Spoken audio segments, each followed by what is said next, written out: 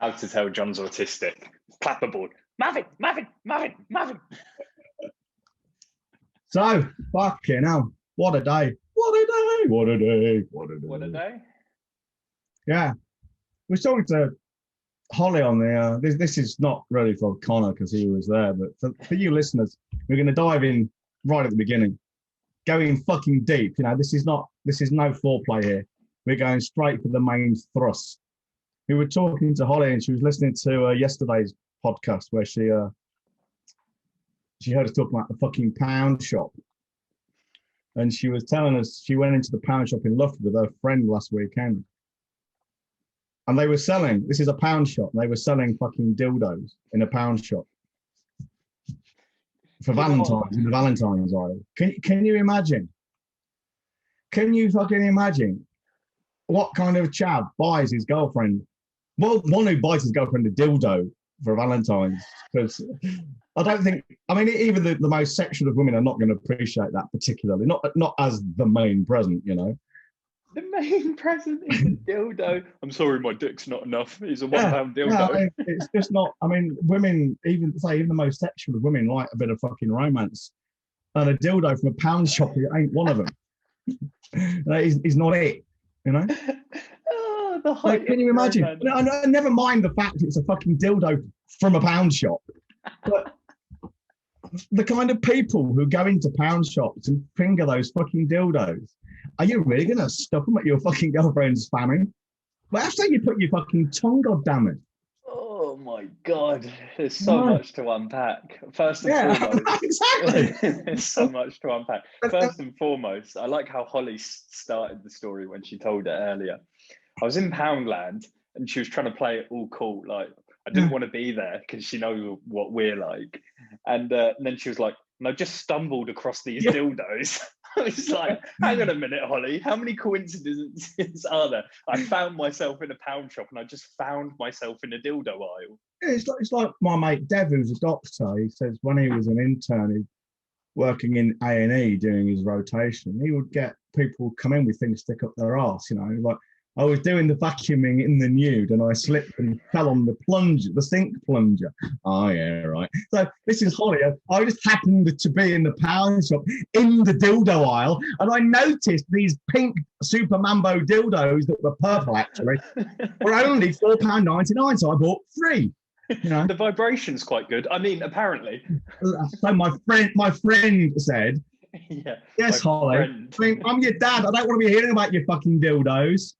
Thank you. Oh God!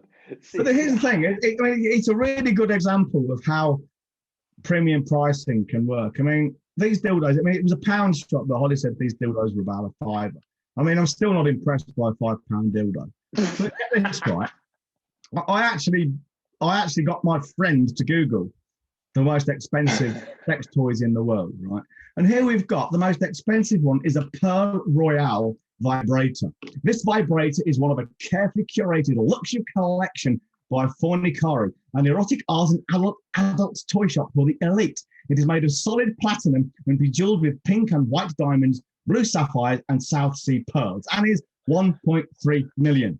You've got to sell a lot of fucking £5 fucking dildos from a pound shop to make 1.3 million. Yes, I know the manufacturing costs of a platinum diamond encrusted dildo are quite high, but even so, you've only got to sell one of these fuckers and you've probably set up for the next couple of years if you're a jeweler or something. Whereas to sell what, 250,000 dildos, that's a lot of fucking dildos. Imagine each one comes in a box, let's say, I don't know, foot long, whatever, and I don't know, 9 inches long in the AB.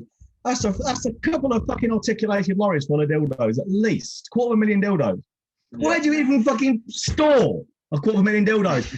Hey up, Jerry, we've got 250,000 dildos coming in. Oh, fuck. Oh, just clear out the broom cupboard, shall we? You need the logistics in shifting 250,000 fucking dildos. What's the margin on a £5 dildo? I don't know, should we ask Holly? A good 3 inches, she'll say. Oh, I don't know. Fucking 250,000 dildos. Oh, it's crazy. What are you writing down? Just making a note of 250,000 dildos because I can't quite believe the number myself. What, are you making a note of 250,000 dildos? Yeah, that's about right. I mean, that's you know, yeah, ish. It's within a few tens of thousands because there's the exchange rate and all that. It's 1.3 million at what point, not 1. Oh, you was getting all nerdy. Right, but hey, who's going to argue over a few? Who's going to fall out over a few thousand dildos? Not me. Well, I tell you, there's some fucking cool stuff here. There's a fucking king cobra penis ring, 183 grand. All right. There's a tally ho chair, 15 grand. What's a tally ho chair? It's got fucking. It looks like you strap probably a woman into it and shag her. It's got stirrups and fucking bridle things for pony play, I suppose. Apparently, it featured in 50 Shades of Grey. There's the Inez, £12,800 Lilo's Inez vibrator, 24 karat gold. It's been supported by Gwyneth Paltrow. I'm not even going to go there. Supported by Gwyneth Paltrow. So it says the Neil Pleasure vibrator, $13.4 thousand. Bethany Vernon string of pearls massage ring. Massage ring? It gives you intimate massages. So I reckon it goes up, you put it on your finger, it goes up a fanny or your arsehole or something. That's $5 grand. The Lilo Earl butt plug. Oh my God. 2.2K. I tell you what, John, I'll just stick to my traditional fucking flowers and chocolate and a bottle of bubbly. I haven't finished yet, mate. I've got another couple yet. This toy is legit described as the most distinguished most distinguished gentleman's butt plug in the world. With an all gold covering and elegant accompaniments, you'd feel almost guilty sticking this up your pooper. Hey, I'm not writing it, I'm just reading it. Oh, God. Male masturbation petting ring, $1,386. Helps men masturbate by not just being an accessory, but also by harnessing your spiritual powers. What? It's something to do with fucking chi and chakras. And then the Fuji glass dildo, 1,200. And then this is my favorite, and it's amazing, right? Okay, this is one time I might be a price buyer because this is the cheapest of all, but it's still fucking epic. It's $700. For $700, you can have the Moby huge 3 foot tall super dildo. 3 foot. What you see is what you get. That's all that can be said for this monstrous creation. And useless in practical terms, but it's probably a fun prop to annoy your mates or ruin group photos. And it is a fucking big dildo. It must be at least 3 foot tall. Wait, it says 3 foot, doesn't it? So anyway, the point is, there are people out there who will spend a fuck of a lot of money on sex toys, or you can go to Pound Shop with Holly and get one for £5. I just report the news. I don't make it. This is fucking hilarious. I've found somewhere that's got a discount on the dildo, John. $720 to $502. Not that big one. I'm pretty sure. I'll put it into the chat. It's got a lady next to it who is she's kind of crouched down, dark haired lass. Yeah, in the nude. Oh, she's in the nude. Restraints.com. I don't think she's in the nude in this one. She's got her tits out, and then there's a blonde lady with the dildo between her legs, and she's restrained. Oh God, she ain't. Oh, I like those pictures much better than this one. And then there's a black version of it, which looks a lot more realistic. Oh right, yeah. Well, this is the same picture, except the picture I'm looking at is black. It's got a black dildo, and the woman's got a bra and panties on. Oh God, no! There's a naked lady next to this dildo. And also, I'm looking now. The white one is sold out, but the black one's in stock. I thought they said once you go black, you never go back. I don't have a fucking word with Drew about this. Drew's one of our clients. If anyone's fucking, and he happens to be black. Just happens. I think they could have put 2 and 2 together there. Oh, we don't know. People are pretty fucking stupid. Anyway, they are pretty stupid. Yeah, you know why people are go on? I was going to say I could share my screen, couldn't I? No, because we can't put this on YouTube. We wouldn't be able to put it on LinkedIn. just about to share the screen and show you these naked ladies, these fucking huge dildos. But let's. John has accidentally just left the Zoom room. Marvin, you'll have to cut that out, please.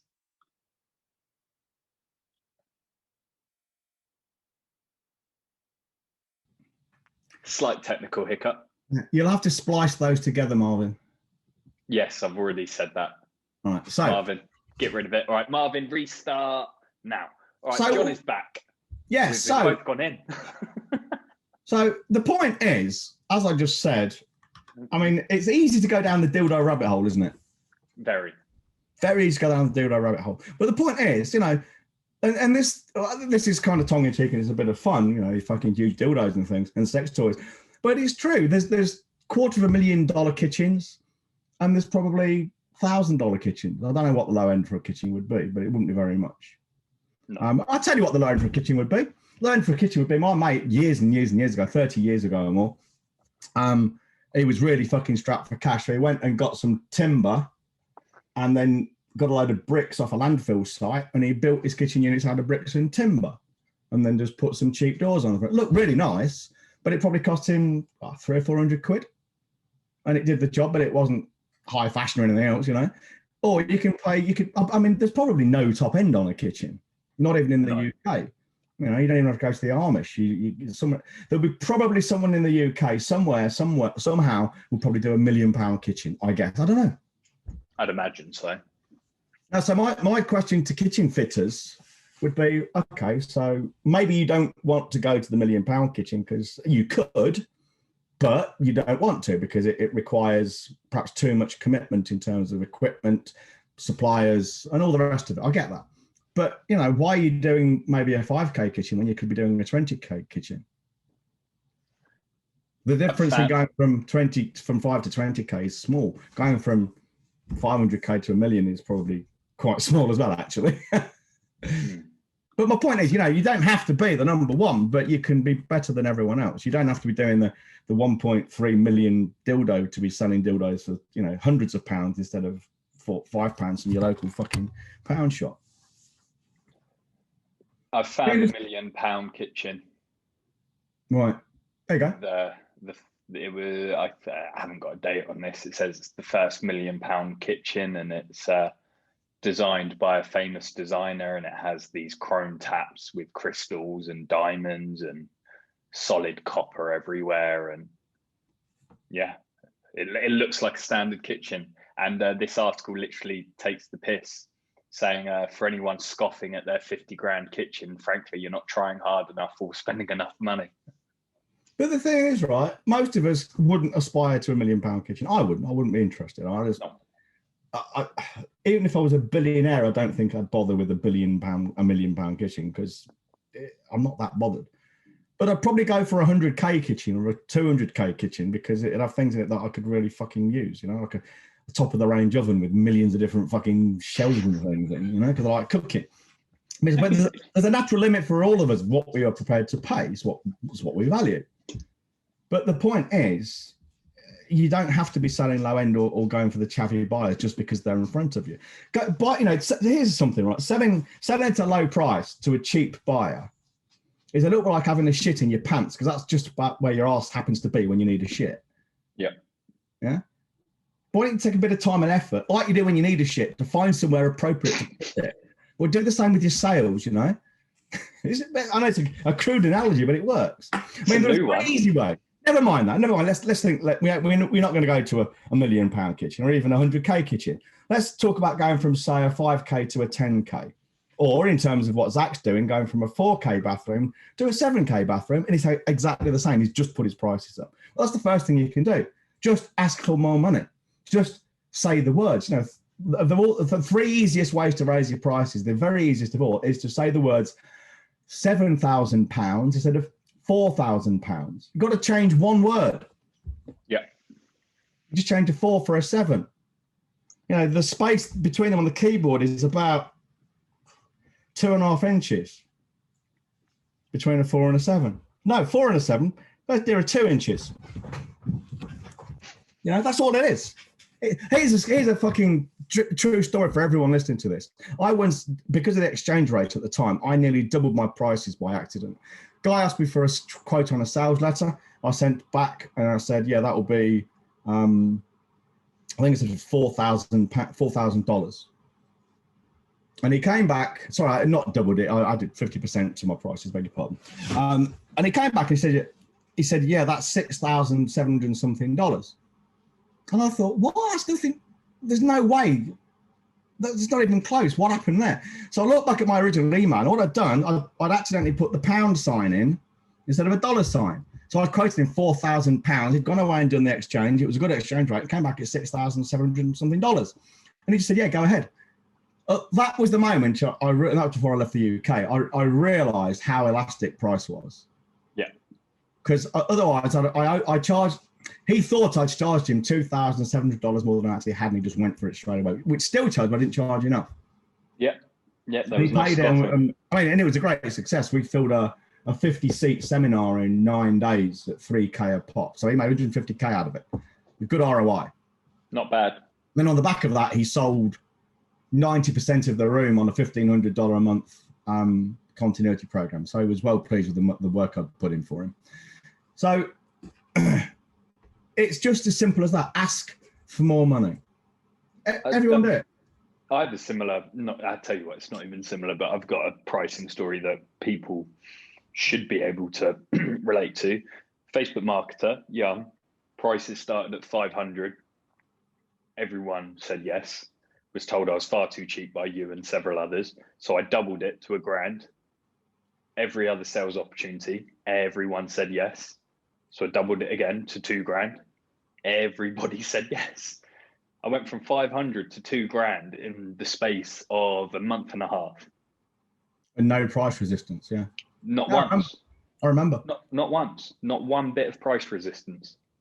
I would actually say the people, when you were charging them more, people probably felt better about it. Yeah, because they I didn't know my own value, but they knew the value I was bringing them because they could see it in the fucking ROI. Well, it's also in terms of you feel more comfortable because you feel saying it's $2K a month makes you seem much more trustworthy than 500 a month. Far more capable. Because you're obviously confident about what you're doing. Because I assume you know about. I know you do, but I mean, as a buyer coming to you, I would assume you know about ROI. Well, that kind of tells me you know about ROI. Yeah. You're only charging me 500 quid. I'm thinking, well, you don't really understand ROI. Yeah, so therefore you don't understand that. That's almost a subconscious thought process, but it's there. It is, and that's how the clientele you want to be chasing think. Because I remember I was in a room with you and several other elites at the time, and I said the £500 price point was, what I was charging, and everyone laughed. I was told to double it there and then, so I did. And then at the end, even after these people had told me to double it, they said, so when can we start? And they were the ones that just told me to double it because they felt better giving me $1,000 than 500 because it was the top of the top clientele. Yeah, absolutely. I mean, I remember telling you there's a lady used to do some work for me, and it's not quite the same as premium pricing, although I did tell her to charge me more, but she struggled. She had a bad back injury. I bought her office chair. She wasn't an employee or anything, but I just paid out my own pocket for her to have a chair, $250. She was in the States, an expensive chair. And she said, why are you doing this? I says, because what it means you can give me a better service. Yeah. I'm not asking you to pay me back, and if I don't do it, and it's yours to keep forever. But it means that when you're doing my work, you're more comfortable. You can focus more on giving me quality work. Mm-hmm. You can believe it.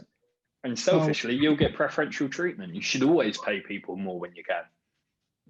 Yeah, I mean, if you want to get, here's a tip for everyone. If you want to get extremely good service at a restaurant, assuming it's a good restaurant, not just any old cheap place, you might not work so well, but any good restaurant, pay your waiter the tip before he starts serving you the meal. Yeah. Yeah. They'll just fold it up, stick it in that top pocket. What can I get you, sir? Yeah, it's great. It's great. I think that's in case of forget later. So we've gone on massive tangents already. So the first way to ask for more money is to ask for more money, and the second way is to the experience. What do you mean Just by make that? it better. I mean, and there's so many ways of doing that. I mean, it depends what you're doing. Mate of mine, Charles Manson? No, he's dead now anyway. Can't remember his fucking name. It's Charlie someone. He's a dentist. It doesn't matter. Charlie Martin. There we go. Over in the States. Dentist, does the Invisalign braces, you know? Mm-hmm. So if you're just selling Invisalign braces, there's probably a natural limit to what you can sell them for, because other people are selling Invisalign braces for a certain amount. And so you're comparing like for like. So what he did, he increased and improved the experience of going to his dental practice. And what he did, he turned his waiting room into a fucking arboretum with giant trees in it, and had a full-time concert pianist to give the place a nice ambience. The dentistry is the same. The experience of going to the dentist is something else. Another dentist had a card for it, he used to deal with children, and got the card stamped, and if you got the card full, he would buy the child a bike. But again, that's improving the experience, because the child ended up wanting to go to the dentist because he or she knew he or she would be getting a bike at the end of it. So all the resistance went to going to the dentist, which meant it was easy for the parents too.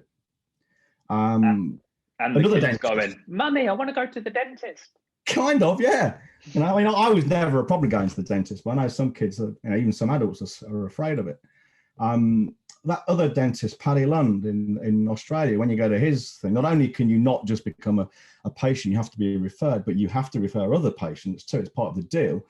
But when you go to his practice, you're the only one in the building except for him and his assistant. And, you know, your name is on the waiting room door and things. It's all about the experience. You could do that as any healthcare practitioner could take Paddy Lund's model and just do it. Anyone, straight away, carbon copy. In our business, we improve the experience with things like the mugs and the hats and the t-shirts printed on the front, the meetings we go to, the meal when we're at the meetings, things like that. You know, any business can improve the experience. Painters, decorators, anyone going B2C into a house to do trades work. If obviously you're looking at high end, so you're not just talking about putting a fucking plug in the wall for 50 quid. You know, you're doing a kitchen for 7K that you'd normally be selling for 3K or 4K. Well, what you do then is maybe you give them a voucher to go out for a fucking meal on a Saturday night. It might cost you 100 quid, but you've just made 3K extra fucking profit. Yeah. We send them away for the weekend. Might cost you 300 quid, but again, you just made 3K profit. You just give the lady or get the lady sent round a bunch of flowers, because everyone knows women love fucking flowers, and it's usually the woman who decided to have the kitchen, the bathroom, or the bedroom. Yeah. All that. I mean, these things are dead simple. So improve the experience. And if you're in trades, make sure all you guys wear a fucking branded uniform. Yeah, that's the fucking worst, when they all turn up in their own scrappy gear. Yeah, I mean, it doesn't bother me. I'm a bloke. But women love that kind of shit. And it usually is the woman you're going to be dealing with. And it just looks more professional. Don't take me as being typical, because I'm not. You are? Tuck your shirt in, get a fucking clipboard, look presentable. The amount of fucking tradesmen I see that just rock up in their shitty fucking clothes when they're installing high-end kitchens is a joke. It's a joke. And what people will end up saying is it's a good kitchen, but I'm not sure I'd go back to him. Yeah, I mean, it's not something that would concern me as a client or as a customer, but I'm not typical. Make sure the vans are tidy and clean inside and out. Yeah. You know, so the van isn't just the side of the van doesn't look like my office. You know, yeah. Don't take stuff that's nailed in case it falls out and you open the fucking door. You know, a dirty white van on your drive. Don't let your guys smoke in the vans, certainly within view of the clients. Like things like that. They don't go for a drink at lunchtime and stink of booze in the afternoon. Whether they're drunk or not is not the point. Very small things to improve the experience. Is some of it rational and reasonable? No. But hey, you want to sell 7K kitchens to 14K, maybe that's going to work. And other things too. Well, kitchens, you know, fucking Zach's kitchens start at 20K now. Previous client started at 15. The bathrooms start at 7. And talking to Zach whilst we're here, one little thing that Zach did to improve the experience is when he's sending his quotes out now with his action plan and everything, it all comes in eco-friendly packaging. and a hand knitted home that's sweet fine. home little thing, and chocolates. When he does the kitchens, he sends out a. In fact, he's told me not to talk about this too much, but he sends out a very impressive kit. Yeah, we won't talk about has, that in it because that's yeah, what people should pay for. yeah, But, it's definitely not the kitchen thing as well, because that's fucking epic. And Zach's super happy and super proud of it with that. He's like, "Don't be telling anyone this for free. It's I'm fucking right. brilliant." Damn right. And this stuff is all easy to do, but most guys will look at it and say, "I aren't doing that. It costs money." And the only reason they care about that is because their margins are so fucking shit anyway, and they're selling on price. If you're selling a kitchen, you would have been happy to sell at 4K, and you're selling it for 7. Even if you spent a whole £1,000 on improving the experience, which would be way over the top, but if you did, you're still £2,000 up, free money. You know, you're a fucking idiot if you don't do this. But of course, what do we know, Connor? Because we're not tradesmen. Oh yeah. You know? The fact we've been doing this for fucking years and we've got the results we fucking get from these stupid fucking people who don't listen. And the third thing, of course, people ask for more money, improved experience. And here is one that will probably be the most contentious for some people, especially social justice fucking cunting warriors. Sell to better people. Yeah. And let's be clear about something. Just tell my funny to rock. We're not talking about people's intrinsic worth here. No, we're not fucking eugenicists. Wait for you to sit back down. We are not talking about people rounding up in gas chambers or giving them preferential fucking treatments in the law or in fucking the healthcare system at all. We're talking about people who are better qualified to be your clients. And that's people with the will and the wherewithal to spend high-end dollars on your shit. Yeah. So when you get people, don't cater to, don't aim your messages at or respond to or engage with Poundland buyers if you're a fucking high-end Mayfair sex toy shop selling $13,000 dildos. Just don't. Yeah. Pointless. You're not required to. It's quite, and the easiest way to do this is to have it all out there in your messaging. And some of the simplest things you can do is say, our kitchens, which could be bathrooms, rewires, bedrooms, garden landscaping, roofs, wall, whatever, our shit starts at £5,000. Our shit starts at £15,000. Our shit starts at £30,000. And explicitly say, do not inquire if this is a problem. Yep. Not only will you then quite rightly repel the 5K buyers, which is great, and you'll piss them off and you'll get people posting about you on Facebook and things, and maybe which is all great. Which is all great. Rich people are elitist bastards.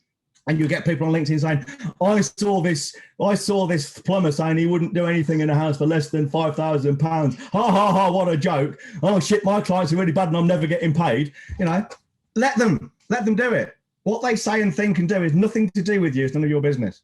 But you will not only repel those people and piss off your competition, which is all a good thing, you will positively fucking attract people like me and Connor who like to pay a lot of money for decent shit. Yeah, we do. I don't. When someone charges me a lot of money for doing a good job, I don't resent it at all. I like it. Yeah, it's good. You feel safe, looked after. I've worked with an expert. I've had my hand held through the experience. It's wonderful. It's a wonderful thing. And people who've got the money to spend like knowing they've got the money to spend. Yeah, you can call them arrogance if you fucking like. So what? I just said fucking rich people with a lot of money in their back pocket, are often elitist bastards. And I know fucking a lot of people are going to go, well, my Uncle Dave's really rich and he's nice as pie. I bet you he's an elitist bastard when it comes to things he cares about. Because anyone with money that can be an elitist bastard about the things they care about will be, whether it's their kids, their running, their computers, their cars, their fucking paintings, their kitchens, their bathrooms, whatever it fucking is. They've got money in their back pocket. They are willing to spend a stupid premium on it. And because they're happy to spend that much money on it, they're going to be much quicker to refer. The referrals are going to be of better quality because of the circles they roll in. The experience of delivering the work is going to be a lot better. I know this doesn't make sense to a lot of people, and it must sound like an oxymoron, but the people that buy cheap are so much harder to please. So much fucking harder. We've said this the last 5 episodes, the fucking £500 client. I'm trusting you with my life. Oh my God, make sure you make my life change. The 50 grand client, money sent. Right. It's exactly right. And the other thing is this, and this is it's taking a step back up a level of abstraction. These rich people, these affluent people who will pay 15, 20, 30, 40, 50, 100K for a kitchen, bathroom, bedroom, whatever.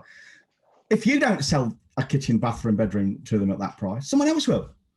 You not doing it won't stop them buying. It just means they'll go to someone else, some competitor of yours who's got more fucking balls than you have to do it. Yeah. You selling to the low end thinking you do everyone a favour, it changes nothing.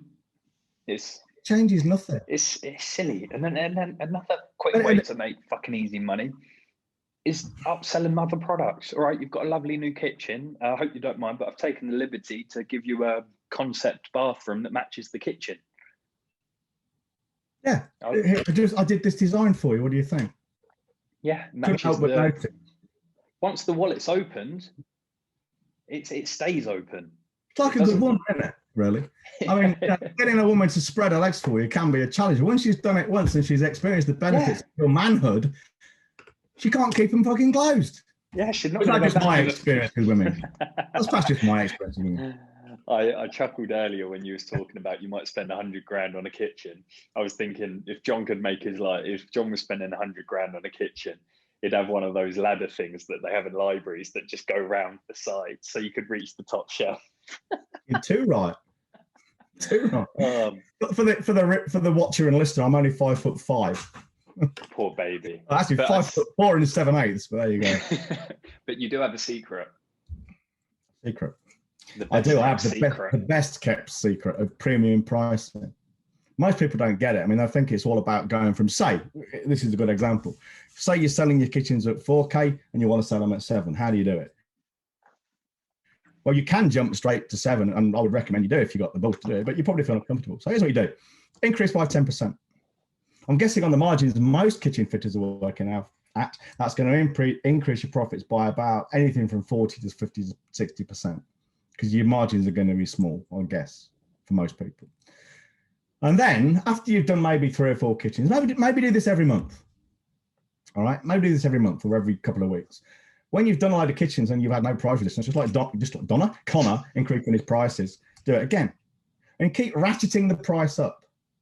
And eventually you will get to a point, and this is like doing anything else. So don't improve the experience. I'd strongly suggest you sell to better people as soon as you can, because you'll just have a better experience. But you don't, I mean, if you didn't do that, just increasing your prices will actually ensure some of that anyway, because the crappier people will just drop out. But what you'll find is you'll better increase your prices and do nothing else except increase your prices for some good while, maybe 3 or 4 times, maybe adding, 10%, 10%, 10%. I mean, I can't do the compound interest thing in my head when I'm talking, but you will increase your prices until you get to a point where you will start getting some resistance, natural resistance. Now that's when you'd start doing things like really focusing on a better client, really focusing on improving the experience.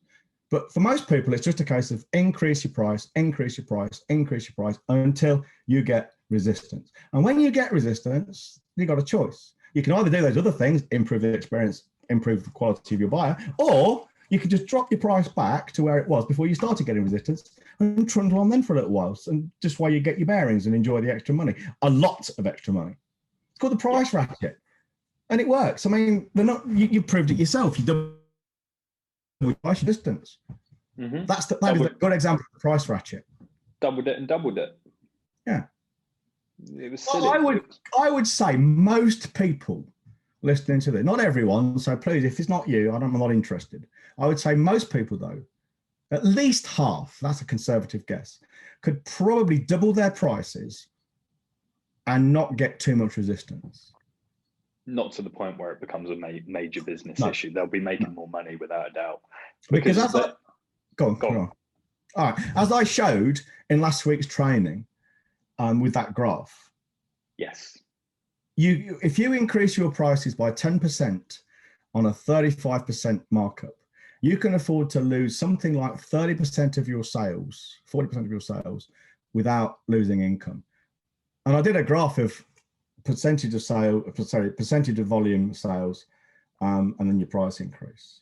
And you increase your price by something like 50%, you can lose a massive amount of your traffic, your sales, and still make the same amount of money. It's ridiculous by increasing your prices, that is. So you can increase your price by say 20%, you lose maybe 30% volume, 50% volume of sales, and still make more money or make the same money. It's ridiculous. The numbers, they're not intuitive at all. And life becomes so much easier. You can get rid of the fucking staff that most business owners I speak to seem to fucking hate. They can rattle off fucking 80% of their workforce that they just want to get rid of, but they can't. You have less vans to service, less tools to replace, less everything, and you're making the same, if not more money. Yeah, there's nothing not to love about this. I'll give you an example from years ago, probably 13, 14 years ago now. And it's nothing to do with the trades, but it doesn't matter. It's the same for any business, pretty much. Because they'll all have this kind of profile somewhere. It was a guy who was, of all things, he was selling these cast iron, like dinky toy type things, but the more expensive ones online. Yeah, that's what he was doing. And he had a dinky toy. Dinky toy? What's a dinky? Oh, fucking hell. A dinky was a make of toy, like Tonka. You know a Tonka toy? Yeah. But it's Tonka's like the big trucks and things. They used to be made of metal. Yeah. A dinky was a little bit like that, but it was a small car with the fixed wheel. Okay. Like Matchbox. Oh, okay. Yeah, I got it. And he was selling, so he was selling these model cars to Singapore and places all around the world. And he looked at his numbers and he realised what it all came down to was the sales he made from his shop in Nottingham counted for only 10% of his income. And 90% of his income was online. And most of that, 80% of that 90% was to Singapore. And I said to him, why on earth have you got this shop? You're spending 5 days a week, so it's actually 6. Okay, so you're spending 6 days a week in your shop, working on your computer, waiting for the door to open, and selling 90% of your stuff all around the world. Why don't you just do it out of your dad's bedroom or garage or rent an office and do away with the shop, which was expensive because it was a shopping centre? And he said, can I do that? Well, who's going to stop you? And I said, yeah. I said to him, let me ask you another question. And I said, are you prepared to lose 10% of your income in return for getting back at least 5 days of your week and getting rid of that office? He said, yeah, of course I am. Well, there you go. That's how you do it. And he did it. Now, that's an extreme example, and that won't apply to everyone, but the principles will apply to everyone. We have all got these fucking 80-20 points in our business. Yeah. And we can say, oh, I ain't doing that. Fucking hell. Even the website designer I worked with 13 years ago, I said to him, get rid of all these shitty clients that are on £500 a month, £500 a year retainer, get rid of them all, legacy clients, and focus on the new high quality business. Can I do that? Yeah, of course you can. So yeah. Business. And he was, obviously he had to honour any contracts he had, but he got rid of these people. And he said, everyone's so much happier because we spend 80% of our time dealing with these shitty fucking low-end clients. Well, people listening to this are doing this themselves. They're spending most of their time driving around in their van, going from site to site to site, to estimate to estimate to estimate, where even when they do the estimate, they know it's a shit job, but they still go through with it, like some feeling of obligation. Why? Qualify these cunts way up front. And if it doesn't look like being a good job on paper, don't go. Say no. Yeah. I'm not driving for 20 miles to do an hour's work, to come back to office, do another hour's work, sending out a quote, only to get it either at a low price or not get it at all. Not doing it. Not interested. Bollocks. I'd rather spend that hours listening to John and Connor thinking of 5 different ways I can grow my business this week. A much better investment of your time. We've given them fucking 3. Yeah. Well, no, we've given them 4 and we're about to give them a 5th.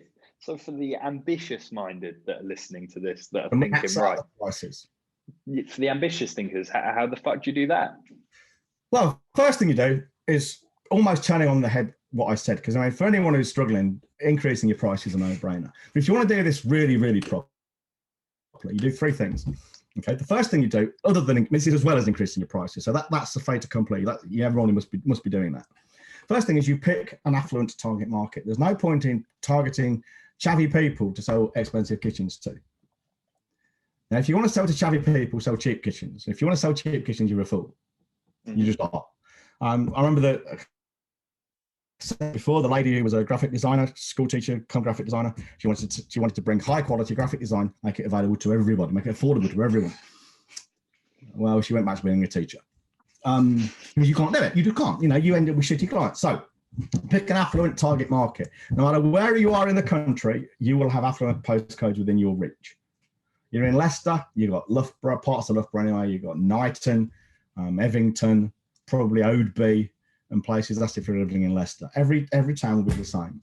You've got affluent postcodes within reach. Pick an affluent target market and focus on them. Second thing is be upfront about your prices. We start our kitchens, our bathrooms, our bedrooms, our work start at 5K, 10K, 15K, 20K, 100K, whatever it is. Don't bother us otherwise. Yeah, you are. Yes, people say, yeah, but I'm putting people up. I'm restricting my market. Yes, fucking bingo. How well spotted was that, mate? Have a fucking ding, ding, ding, ding, ding, ding, ding. You've just got a fucking O level in the bleeding obvious. Right? They're A levels now, mate. Okay, I'm showing my age. I was one of the last years to take O levels. Really? I think so, yeah. Did you do that before or after you came back from the war?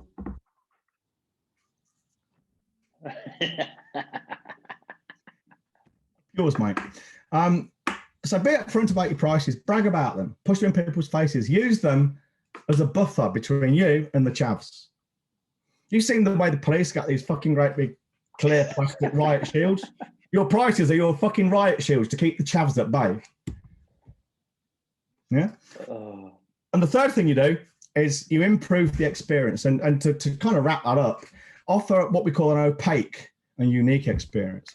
Now, by unique, I mean have an arboretum, like Guy, have the concert pianist, send the lady and the gentleman of the house away for the weekend while you decorate it, send the dog into kennels, have all the upholstery cleaned, the carpets cleaned, obviously send the kids with them, maybe send them to Centre Parks if it's a family, okay? That kind of thing. That is unique. And then that also goes to make it opaque, meaning they can't say, this is a £5 plastic rabbit dildo. This is a £10 plastic rabbit dildo. They're both plastic rabbit dildos. Why is this one £10 and this £5? I'll go for the £5 one. Okay. You're not just decorating a house, building a bedroom, adding a kitchen, doing a bathroom, doing the landscaping. You're not just doing that. You're offering an opaque experience, which is an all-encompassing experience. It's unique. No one else can do it. And because it's opaque, it completely masks the price. They can't say, well, Fred down the road will do a bathroom and it's a lot less. Yeah, but Fred doesn't do what we do. Fred doesn't look after you, send you flowers, send you away for the weekend with the kids to Centre Parks. You know, bring you back there and back in a limo. They don't do that. You don't want that, that's fine. You just get the cheapo version. We don't care. We only do quality stuff, and that starts with the limo when it takes you away for the weekend. And you come back and everything's done. In the limo, you come back, you know, that kind of shit. Yeah, it might cost you £1,000, but you've just sold a 20 grand kitchen, which would normally cost someone maybe fucking 10. You know, that's how you do it. So pick an affluent market, be upfront about your prices, use them as that fucking riot shield, and offer an opaque and unique experience. And now the detail of how to do that, well, if you want us to help you with that, then that's when you have to join us, because we don't give away that shit for free. I'm autistic, not stupid. But do you have... You're autistic, you're not stupid, but are you angry? Yes. You are, so we're doing a 1 minute hate today. I'm doing a 1 minute hate today. Okay, so I haven't done a 1 minute hate for 2 days and I've missed it. 2 days? Yeah. First day was with Holly, I was so tired, and then yesterday I had a fucking splitting headache. These 1 minute hates really kill you. They do. They do. It's hard to pretend to be angry, you know. Ready? Well, yeah, because I also, again, for the listeners and the watchers, I have 3 things. Well, I say I have 3 things wrong with me. Other people say I've got more than that. But one is I'm autistic. The second thing is I have a thing called alexithymia. And alexithymia, well, I'll come to that alexithymia in a minute. I have executive dysfunction, which makes it very hard for me to follow a plan. I'm great at making plans for myself and especially for others. I'm great at helping each other with others with accountability. But there are days, and please, if you're a mindset person, just fuck off fuck off some more, and keep fucking off until you fucked off as far as possible it is to fuck off, all right, and stay there. Because this is not a mindset issue. But there are days I can sit in front of my desk and I cannot do any work. I just can't. Because it's executive dysfunction. It's a thing in the brain. Yeah, I cannot get started. It's like Parkinson's in that respect. But it's cognitive, it's not physical. That's executive dysfunction. But the third thing, or the second thing I mentioned, it was alexithymia, which means I'm not aware of my own feelings. That they're still there somewhere. But for me to feel an emotion, it has to be really, really strong. So if I'm actually feeling angry, I'm really angry, almost uncontrollable. Otherwise, I don't know it's there. Same with stress. This is why I used to drink so much, because my response reaction to stress is not to worry and fret or panic or pace or all these things that people do. My reaction would be to drink. But I don't know why I'm drinking. I don't think, Christ, I need a drink because I'm stressed, or I'm going to punch someone because I'm angry. I can't explain it. Yeah, it's robot. Drink, need a drink. Kind of.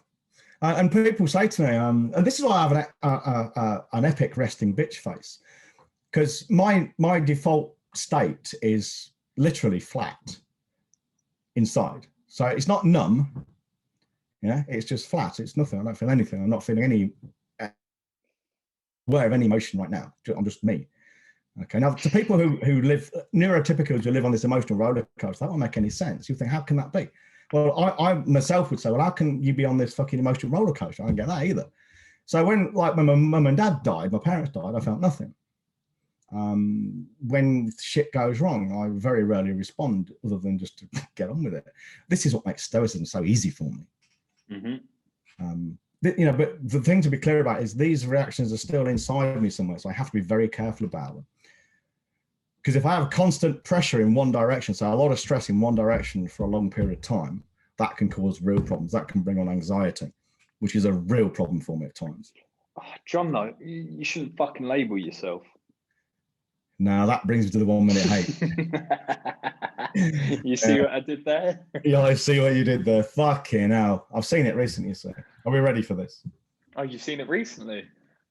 What, not said to me, but not said to me, no. People have got more fucking sense. You'd be surprised. Are you ready? I'm ready. 3, 2, 1, go. I thought you were going to say Siri. You not said Siri. Oh, I'll do it. Hey, Siri. Yeah, I'm autistic. You have to do it that way. 1 minute, starting now. Right, people who say autism is just a label. I want to take those people out into the woods, shoot them, bury them in a shallow grave, dig them up a week later, shoot them a second time, then leave them out for the fucking dogs because they are the worst people on earth. They're worse than Hitler. They're worse than Mao Zedong. They're worse than fucking Genghis Khan. They really are. Because to say it is just a label is almost to deny my identity completely. Why? Because I am not a person with autism. I am an autistic person. It is not a label. It's integral to who I am. If I was not autistic, I'd be a completely different person. It's fundamental to my brain wiring. It's like saying a Macintosh is a label or a Windows machine is just a label. No, it isn't. It defines the fucking computer. In the same way as if you said to someone who was black, don't let your blackness define you, or a gay person, don't let your gayness define you, it's just a label, they would tear your fucking head off and shit down your neck, and quite rightly too, because they would say, but I am a black man or a black woman, and I have been looked down upon and treated badly all this time. Or fucking gay people would say, we've been fucking marginalised all these years, it used to be illegal, I like having a dick up my arse. Can we just delete that last bit, because it's not true? Marvin, no, I'm joking, Marvin, leave it in. Honestly, people say that, and the other people will say, I'm not ranting now, but people also say it's along the same lines, don't let your autism define you. What the fuck? These are often the same, by the way, this is what really makes my fucking head explode. The people who will say, don't let your autism define you, are also the same kind of people who read the Daily Mirror and crack on about how they're English, don't want these wogs over here, don't want immigrants, we're English, who are then defining themselves by a label, which is even more stupid, because their label they're defining themselves by is an area of geography. Your parents happen to fuck in England, and you were pushed out of your mother's vagina in England, and you are now somehow making a big deal of that. I've got this thing inside me, which is actually a massive part of me, and you're telling me that's not relevant? That's how stupid people are, and we have to share their oxygen. There are trees out there. There are trees out there being hard done by making oxygen to let the cunts breathe. It's true. It's ridiculous. Fucking true, man.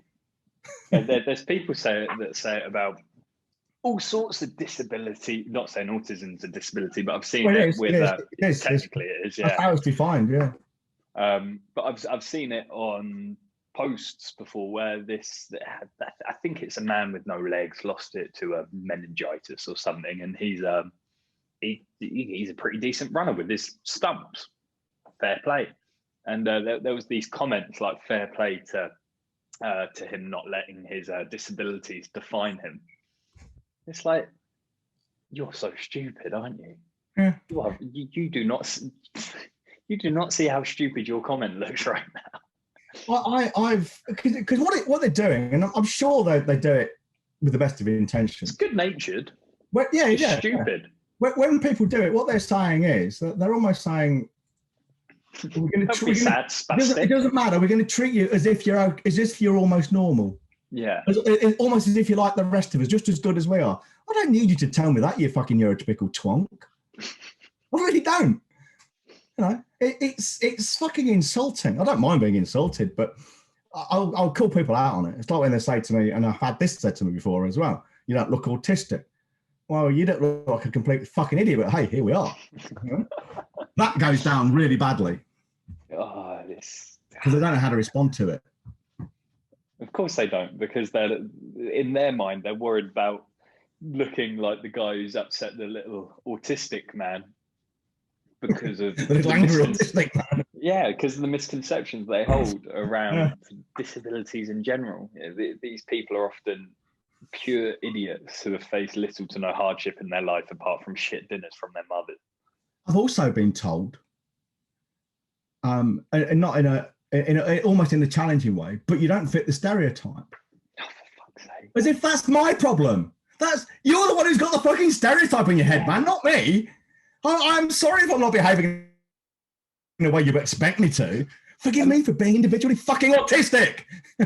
Honestly. Imagine them having the audacity to say that to like a black person. I know. Try it with Drew next time. When you're speaking to Drew next? Tomorrow. Friday. Just say to him, hey, Drew, mate, you act like a white person, you know? I would never know you were black unless I'd seen you. You're just like a white person. But that's the kind of shit they come out with, these people. Yeah. I think that's why we get on, because you're not actually black, are you? Not really. Not really black. No. I ain't seen Drew for ages. Or Terry. I really like Terry. We need to set up a call with those two, but let's wrap this up. In fact, I've not spoken to them since the last time we did that. Did we do all four of us do it together, didn't we? Or was it just me, Terry, and Drew? I can't remember now. No, it was all four. That's right. Yeah, I hadn't spoken to either of them since then. I mean, I kind of swap messages with Drew on WhatsApp most days. I really like Terry. Terry's a really nice bloke. I love both of them. They're both good blokes. Let's wrap this up. Yeah. Go on. That's what I'm just thinking about Terry now. He invited me to his 60th birthday. I couldn't go. Oh, it's fucking years ago now. Anyway. I was going to say. That's if you want to make more money, about 4 years in the June the 16th. June the 13th. If you want to make more money with less work, less hassle, and fewer headaches, and attract better clients, sell to them at higher prices, and have it all fed through a pipeline which is turgid and moist, and itself filled in the background on autopilot, hands off, then go to growyourbusinessfaster.co.uk/SSQ. That's Sierra Quebec, and take the sales certainty quiz, because this high price thing is predicated on a whole sequence of things: attract, seduce, and sell, all working together. And the sales certainty quiz will show you where your leaks are in that process, and then you'll know what to work on, how to work on it, where to fix it, and get this thing flowing smoothly. Yeah, trust us, we're doctors. Well, we're not, but you can trust us anyway. In the meantime, stay safe, stay inside, wash your hands, do not let your autism define you, and do not shit on your fingers. See you later. Ta-da. I'm not going to end it there. I can't. Oh, why not? Not in good faith. Why? Because we got a fucking free event all about shit.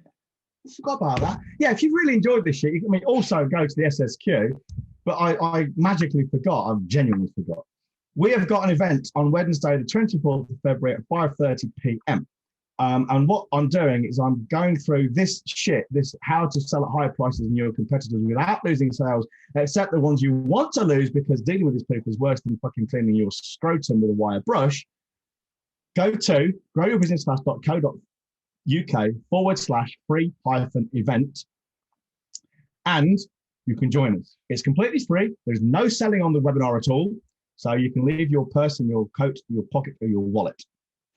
That's growyourbusinessfast.co.uk/free-event. No, free training. Shit, free training. Links down below anyway. Free-training. Anyway, John said the spiel, so this is the end. Bye-bye. Fuck off.